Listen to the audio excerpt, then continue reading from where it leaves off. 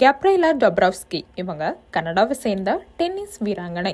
இவங்க பாத்தீங்கன்னா 3 முறை கிராண்ட் ஸ்லாம் சாம்பியன் பட்டம் வென்றிருக்கிறாங்க. Australia open, American open, French open, Wimbledon சொல்லி 4 தொடர்களை கொண்ட இந்த கிராண்ட் ஸ்லாம் பாத்தீங்கன்னா டென்னிஸ் போட்டியில ஒரு முக்கியத்துவம் வாய்ந்ததா இருக்குங்க.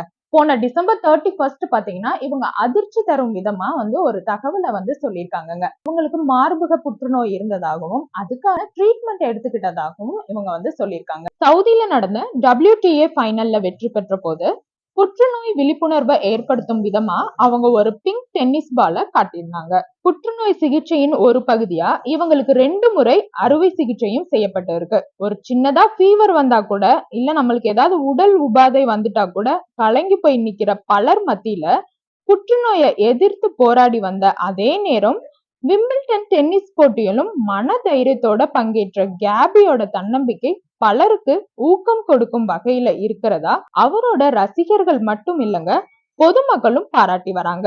அவங்களுக்கு புற்றுநோய் இருக்குன்னு தெரிஞ்ச உடனே பாத்தீங்கன்னா வாழ்க்கையில எல்லாத்தையுமே இழந்துருவோமோன்ற ஒரு உணர்வு இருந்தா கூட எப்படி ஒவ்வொரு மேட்ச்லயும் அவங்க ஃபைட் பண்ணி வின் பண்ணாங்களோ அதே மாதிரி இந்த கேன்சரையும் ஃபைட் பண்ணி வாழ்க்கைய ஒவ்வொரு நொடியும் ரசிச்சு சந்தோஷமா வாழணும்னு சொல்லி முடிவெடுத்திருந்திருக்காங்க.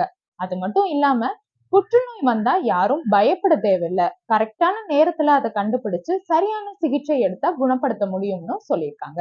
கேபியோட லைஃப நம்மளும் இன்ஸ்பிரேஷனா எடுத்து உலகம் உங்களோட மைதானம், உற்சாகமா போட்டி போடுங்க. ஏன்னா இங்க தன்னம்பிக்கையோட இருக்கிறவர்களே வெற்றியாளர்கள்.